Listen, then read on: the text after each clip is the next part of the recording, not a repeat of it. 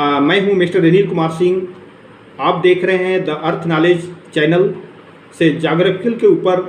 आज मैं कुछ टॉपिक अफ्रीका कंटिनेंट के ऊपर लेकर के आया हूं और मैं अफ्रीका कंटिनेंट का नेचुरल फैक्ट्स है और नेचुरल एनवायरनमेंट है और ज्योग्राफिकल बैकग्राउंड है वहाँ का अफ्रीका का, वो मैं बताना चाहता हूँ आप सभी को, जो कि अच्छे सिविल सर्विसेज की लोअर सबऑर्डिनेट और सिविल सर्विसेज स्टेट लेवल के भी और एसएससी के एग्ज़ाम में भी पूछे जाते हैं स्टूडेंटों से और कंपटीटर से।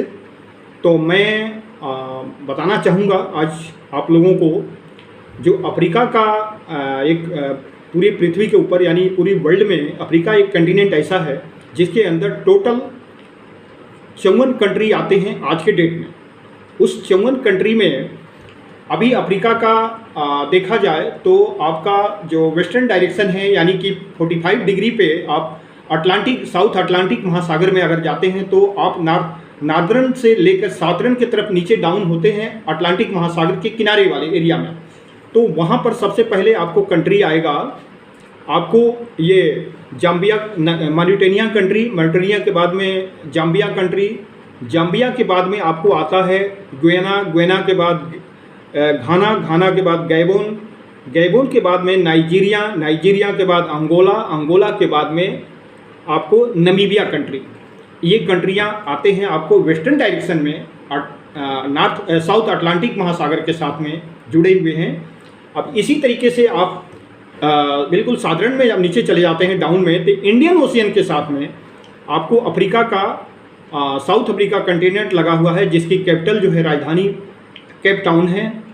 उसके बाद में आप ईस्टर्न डायरेक्शन में अगर जाते हैं तो ईस्टर्न डायरेक्शन में आपको अफ्रीका का सबसे पहला कंट्री आता है आपको इथोपिया के बाद में आपको आता है, इथोपिया से पहले आपका सूडान कंट्री है, सूडान के बाद में इथोपिया है, इथोपिया के बाद सोमालिया है, सोमालिया के बाद में केनिया कंट्री है, केनिया के बाद में तंजानिया है और तंजानिया के बाद में अफ्रीका से थोड़ा साइड हट करके इंडियन ओशियन के बीच में एक मेडागास्कर उसी कंटिनेंट का एक पार्ट्स है जो कि आइसलैंड है और ये बहुत ही बड़ा आइसलैंड है। अफ्रीका का सबसे बड़ा आइसलैंड मेडागास्कर है।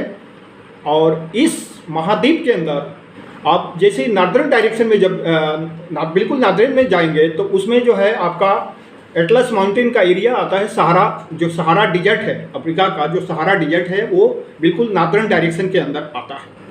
उसके बाद में सवाना, उसके नीचे जब आप थोड़ा सा सेंट्रल में आएंगे, सेंट्रल अफ्रीका में, तो सवाना फॉरेस्ट आता है।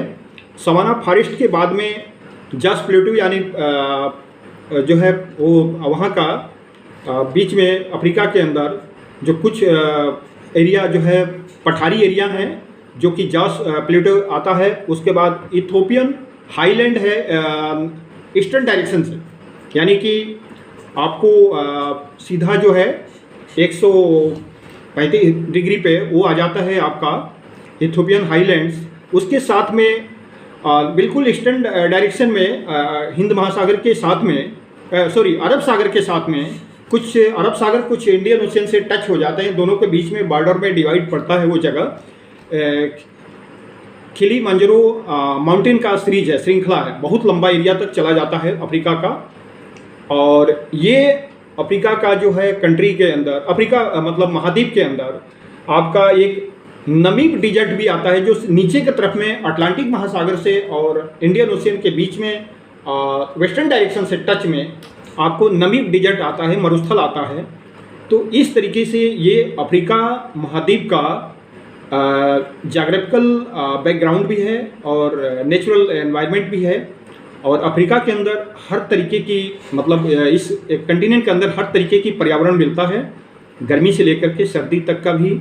और कुछ एरियाओं में बर्फ़ इतने मतलब हाइट की माउंटेनें हैं, समथिंग ज़्यादा से ज़्यादा 5000 तक की हाइट की 5000 फीट तक की हाइट की किलिमांजारो जो माउंटेन्स रेंज है उसकी कुछ चोटियाँ जो हैं 5000 से लेकर के 5200-300 तक की रेंज में इनकी कोई पीक आती है माउंटेन की।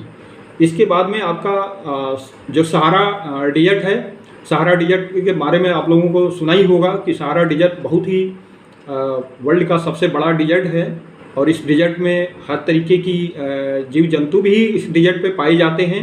और सवाना जो फॉरेस्ट है वो आपको पता ही है कि वर्ल्ड में अमेजन के बाद में सवाना फॉरेस्ट ही है अफ्रीका का दूसरे नंबर पे।